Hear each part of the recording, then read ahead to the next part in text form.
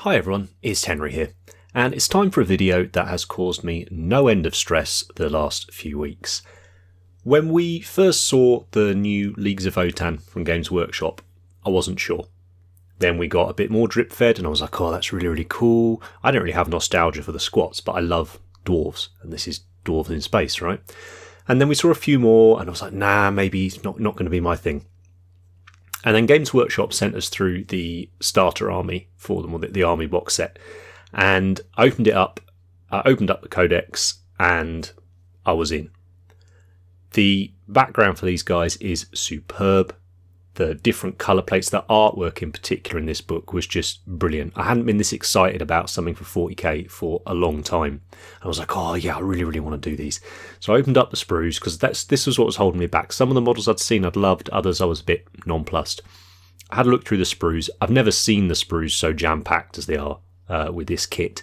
And then I saw that you could do all of your warriors with the full visor. So you could do the classic, leaders of the squads and heroes with the helmets off and they'd stand out. And I like my dwarves to have beards, so I could cherry pick the sort of favourite heads I had in there and sprinkle them around, and it was all going to be good. And then in the background, the Trans-Hyperian Alliance have this whole big thing about frontiersmanship, pioneering, all of that, which is something I've always enjoyed reading about in our history. So it was on. I was going to do it. And I must have gone through 10 or so testers, I think, for this scheme. And I finally settled on something that I think is going to work for army painting. And this is army painting for me. So I hope you can take some tips from it. But by all means, this won't be the most efficient way of doing things. But this is how I enjoy painting for an army that I really want to collect. So let's paint.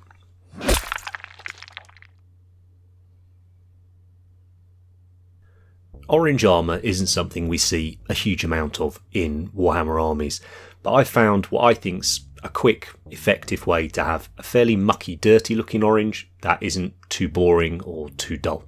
And I start this off with a sort of purple base coat. I've used Baraknar Burgundy here, and this is just so that I can have a bit of that colour in the shadows rather than just pure black. This is through the airbrush, 0.4mm Annealer nozzle in our Harder and Steenbeck Evolution.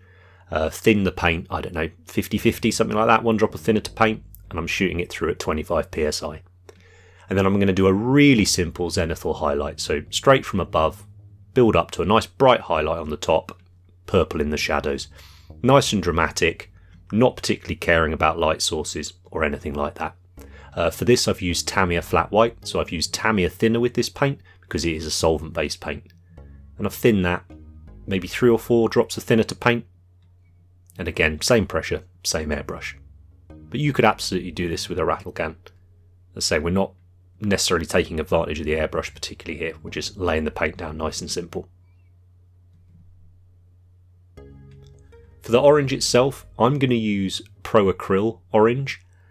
It really doesn't matter a huge amount because this is not the orange this is not the paint rather that's going to determine the orangeness, for a technical term, of our armour. So if you've got something like Citadel Fire Dragon Bright or Cardor Red Highlight from P3 or just a Vallejo orange, be absolutely fine for this. We just want to lay down some acrylic orange to begin with. And because we're laying it down with the airbrush, we've got a nice dilute mix, so probably 1 or 2 drops of thinner to paint. So we've got a see-through, a translucent layer of orange. It goes over that white and purple and just gives us a nice bit of interest already with some light and some shadow. Because I'm going to go for quite a grungy, dingy scheme, it's important that we're quite dramatic with a few of these earlier stages, otherwise it will look very flat and boring later on. Now go back in and give it a second coat, and you can see here the difference between 2 coats on the left and then 1 on the right. So just strengthen that colour up a bit. So next up we get a little pot of mineral spirits, a little piece of cardboard or whatever palette you want to use with oil paints, a couple of brushes, one that's got a nice point on it, or at least is very small like this one, and then this is my smooshing brush, I think a filbert, I think that's what it's called. I've had this for a long time, just got it down the art shop. It just works for me with oils. And then I've got 3 oil paints. I've got a very light yellow, a darker orange colour, and then an ochre colour. Now in this case it's light sand, dark rust and ochre from Abtalon. but it's the colours that's important. I'll pop them down on the palette. We can use cardboard for this. I'm not using cardboard for any other reason that I've got loads of it from purchasing too many miniatures, and it's just a convenient surface to put it on. I'm not consciously, wicking away any of the oil from the paint or anything like this for this. Now we're going to do, it's not really oil paint rendering or dot filtering. It's somewhere in between that and just painting it with oils.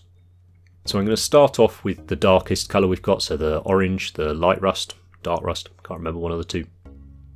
Then I'm going to add the ochre, and then I'm going to add the light colour.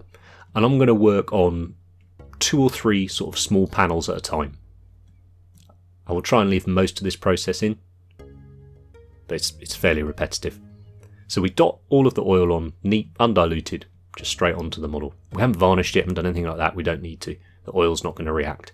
Then we take our larger smooshing brush and pop that in the mineral spirits and then dry it off until there's basically nothing left on there. You can see there's just a slight film of that thinner coming off the brush. And now I'm just going to smoosh it around. And what this is going to do is give a ton of variance of tone across the armour panels. When I saw these models, my first thought was I have to try and do sort of my interpretation of grimdark with these. It's too cool when we get a Warhammer model that isn't an Imperial model, or a Chaos model or a Xenos model. I remember when we had the Genestealer cults a while ago, it was the same feeling with that. It was this chance to explore the same universe that we've known and loved for 30 odd years, which has been grimdark for just about all of it. And obviously the squats were part of that, and now we've got a chance to represent them with all those modern techniques and products that we've got and the modern miniatures. So the idea of being able to do this sort of grimdark Leagues of Votann was it was too tempting. And one of the ways in which I like to do that is to try and bring in different products like oil paint that I enjoy painting with, and different styles such as some of these sort of military modelling techniques, and repurpose them ever so slightly to help me get what I've got in my head that I want it to look like. So smooshing it around, I'm not worrying about direction or anything like that. Like I said, it's not really dot filtering. Now, whilst I leave this in sort of more or less real time, took about 5 minutes to do this whole model. I just want to say thank you ever so much for the support that you've been giving us, both here and particularly over on Patreon. It's allowing us to produce a couple of videos a week, getting guest artists. We've got scenery videos up at the moment. We've got Baz doing sculpting videos. Andy's working on his Golden Demon entry. I've been working on some Warcry and a Dark Angels Leviathan for 30k. It's so much fun being able to work on all these different projects and bring them to you, and we simply wouldn't be able to without the support that you give us over there. So thanks ever so much for that. We don't intend to stop. Once you get in the groove with this, you'll speed up as well. But my idea behind it was these guys are meant to be, pioneers. They're always out searching for stuff. They're away from the holds for loads of time. So I figure their armour is going to be exposed to all these different atmospherics. It's going to be faded, but some of them are going to have more faded armour than others. So I wanted variance across the army, across the squad even. And by doing it in this way, even though I'm using the same paints, the ratio is never going to be the same on each model. So it'll just give me little bits of differences each time with each of them.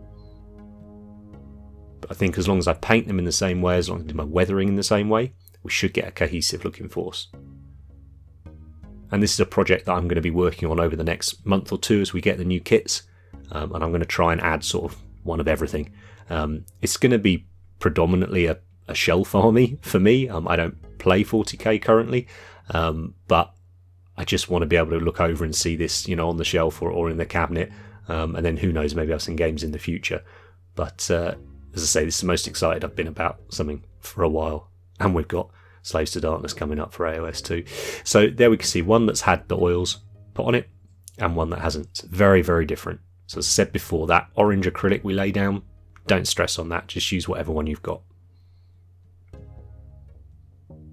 For the stripes, or the secondary colour I guess, and it's just a stripe on these guys. I wanted an off-white, and I've chosen Rakarth Flesh for this. As I paint more units, I might flip it around and use this as the primary colour on some and have sort of yellow stripes and things like that. I think it'd be a nice way to bring some variety into the army. I did 2 or 3 coats of this, and the reason I was keeping them nice and thin was just to try and get a smooth finish. It's always tricky trying to match an airbrush finish to a brush finish, but if you thin your layers and take your time, it's not too tricky. And once we're at this stage, we're going to gloss the whole model. I use Vallejo polyurethane gloss in my airbrush. You can use a rattle can or whatever gloss varnish you've got. The only purpose that this gloss is serving is to give us a shiny surface that we can apply our decals over. As I mentioned in a recent video, if you're ever unsure about where to put decals, always check your codexes or your source books. They've usually got, if they don't have explicit descriptions of where they go, there'll be tons of painting models and artwork in there for you to follow anyway.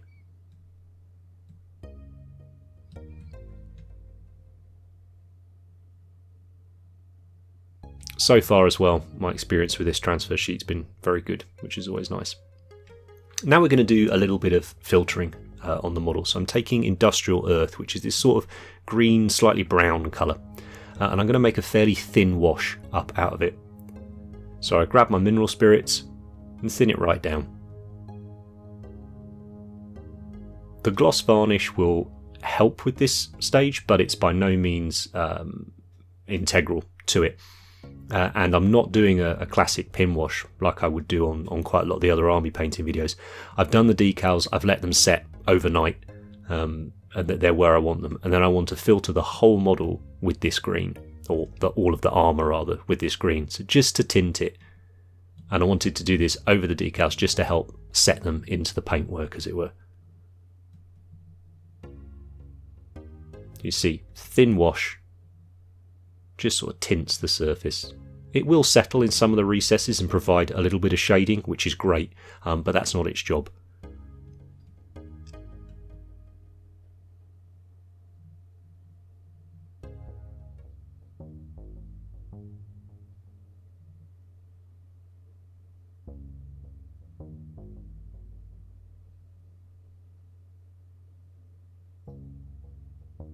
But that green just works nicely with the orange as well. I think already I'm starting to get that grimy, grungy orange that I'm after. So here they are, ready to move on to the next stage. You see that variance we got on the orange? And once we're happy with that and it's all dry, I'm going to give them a quick coat of ultramatte varnish. The only reason I'm doing this little quick coat of ultramatte is to make it easier to paint on the rest of the model. Trying to paint over a glossy finish can be really tricky, so this varnish is nothing more than just roughing up the surface slightly, so basically the opposite of what we used the gloss for early, so it only needs to be a very thin coat.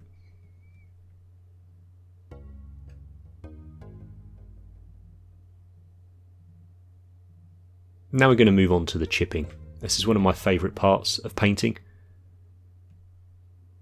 I thought about using a sponge to do this, but I've decided to do it all with the brush anyway.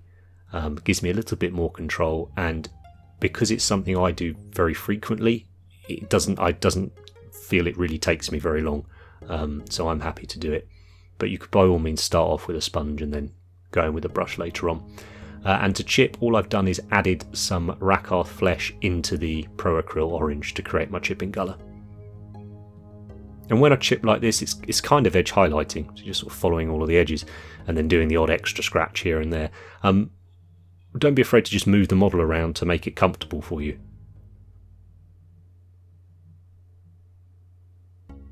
And actually, whilst the armour is a very striking part, probably the most striking part of these models, there's not a huge amount of it, so it doesn't take that long at all. But I also think about the quantity of chipping, so I'm putting a lot more on places like the hands and say the shoulder pads, just places that are going to get dinged about more than others.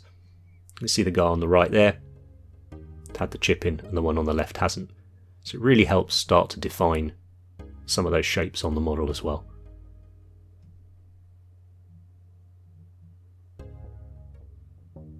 And then I'm going to use a dark brown to do some darker chips. For this I'm using Dark Rust by Vallejo Pans Races, but you could use any dark brown colour, would work well, Rhinox Hide, something like that.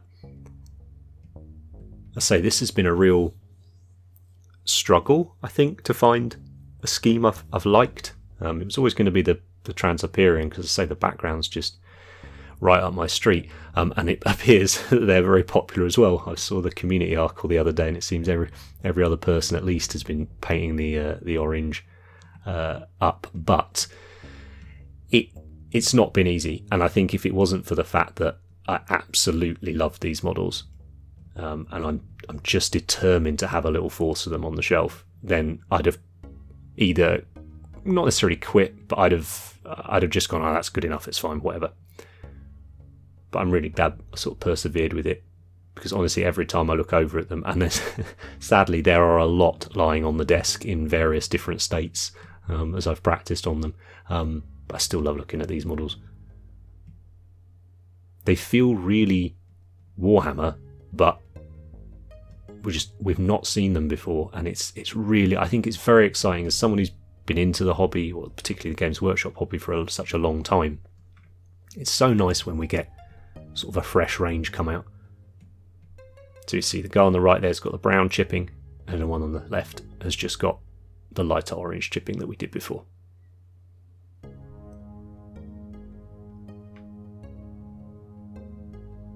So I've painted all the rest of the stuff in black, and for the grey parts of the model I've mixed black together with scale 75 Petroleum Grey, and I'm just going to base coat all of those in that colour. I've kept this nice and dilute, so a little bit of that black's going to show through in the shadows anyway. And then pure Petroleum Grey for the highlight. And I want to keep the highlights for this cloth nice and soft, so nice and broad, no real sharp edges, just to help reinforce the fact that it's a different material to the armour. For the leather, again nice and simple. I've got Rhinox Hide here, again thin down. I'm just going to stipple that all over. Because the armour's taken a bit more time and it is such a focal point of the model, I kind of want to make the rest of the model really quite dull, so it doesn't draw attention, but also pretty rapid to paint. Because as I said, I am painting this with army painting in mind. You know, and I don't know exactly how many of these you're meant to have in an army, but I know I want probably at least 40 of these dudes, and then all the vehicles and all the special bits and bobs. So if I'm realistically going to get that done, I'm going to have to make compromises, let's say. And to highlight, I just start adding in scale 75 Gobi Brown into my Rhinox Hide, and I just go and go and go until I'm happy with the highlight. For the black bits, I guess the sort of rubberized parts, I just do a simple highlight with a grey. Could be any grey you want. I've used grey green and just mixed a tiny bit of black in to make it a tiny bit darker. And I've just done that to make sure it was a nice different grey to what I had used on the actual sort of grey fatigues. Now I'm going to use my ultra matte varnish with a purpose. So at this stage I want everything on the model to have a really dull finish. Now with this ultra matte, I don't find I have to thin it. I'm still spraying at 25-30 psi, so I just put it straight into the airbrush, give it 2 coats, pop the hairdryer on, check I'm happy, we're good to go. Now for the metals, again, keeping them super simple. I've mixed a little bit of Rhinox Hide into Iron Warriors here, just to give me a dirty, dull, boring silver colour. That's what I'm going to do all the silver parts with. And then for the brass parts, I've used Games Workshop Runelord Brass.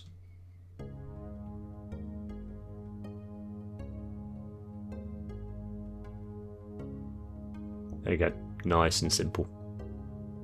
Now I've made up a much heavier wash than we did before. I've used roughly 50-50 brown and black oil, so as to create a very, very dark brown. You can see this wash much, much thicker than the industrial earth one we used earlier. And this is to create panel lining, so I want it to wash into all the crevices, and you can see I'm applying it very heavily as well. I'm also going to go back and clean it a little bit off some of the surfaces, so I'm not too worried about where I'm going with it at the moment. Just making sure it's going into all those nooks and crannies, just bringing that extra definition to the model, but also starting to up that grime level.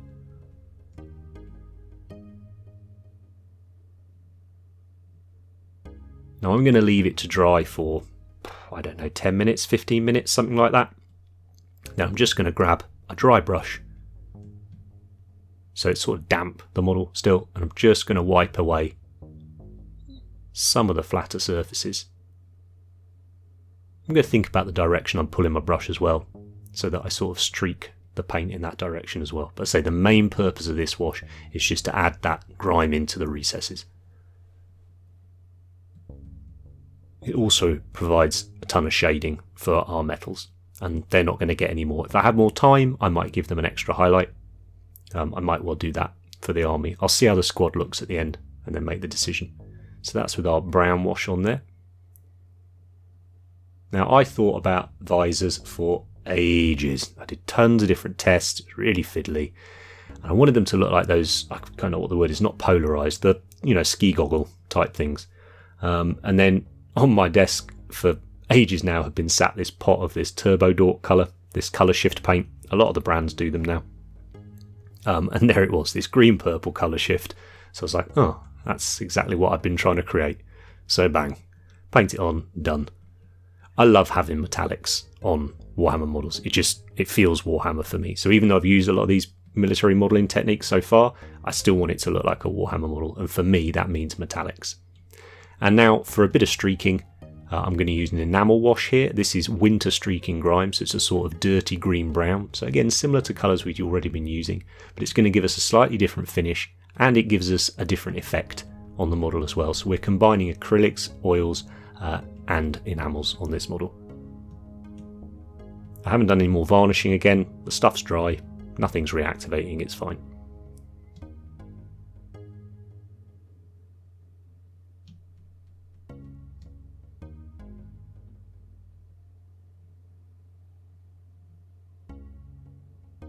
And then just moving it around a little bit, starting to create some streaks. And then I might leave that for 5 minutes, again, probably not even that. And I would go in with the smooshing brush again. So ideally, yeah, leave it a little longer than I have here. Let it dry off a touch. And then you can just start to soften it out and blend it in. And that's everything done on the model. The basing I've done in the usual way we do our basing, so I'll link up to that video now, and in the description I'll put the pigments that I used to create it. But I did a nice light base on this guy because I think it's always a risk when you're doing the grimdark stuff that it can end up looking a bit too dark, particularly if you've got any aspirations of playing with them as well, which I have. You know, whether I use these in 30k or 40k in the future, who knows. Maybe we'll even get a kill team, that'd be good fun if we do. But yeah, here they are. My take on the Trans-Hyperian Alliance from the Leagues of Votann. A ton of fun. I've probably gushed about these miniatures enough in this video. So yeah, it's been a good few weeks. The Raptors video the other week was super fun to make, and I've absolutely loved painting these, and I look forward to painting a load more over the next few months. I'm not sure how many videos I'll do on them, but I'll make sure that I keep you updated with my progress. If you would like more videos on that project, let me know in the comments. If you'd like me to take a look at some of the other schemes, then let me know and I will do my best. But thank you ever so much for watching this far. If you've enjoyed the video, hit the like button, hit subscribe if you haven't already. If you've got any questions, pop them in the comments. I'll get back to you as soon as I can. Thanks for watching, and I'll see you next time.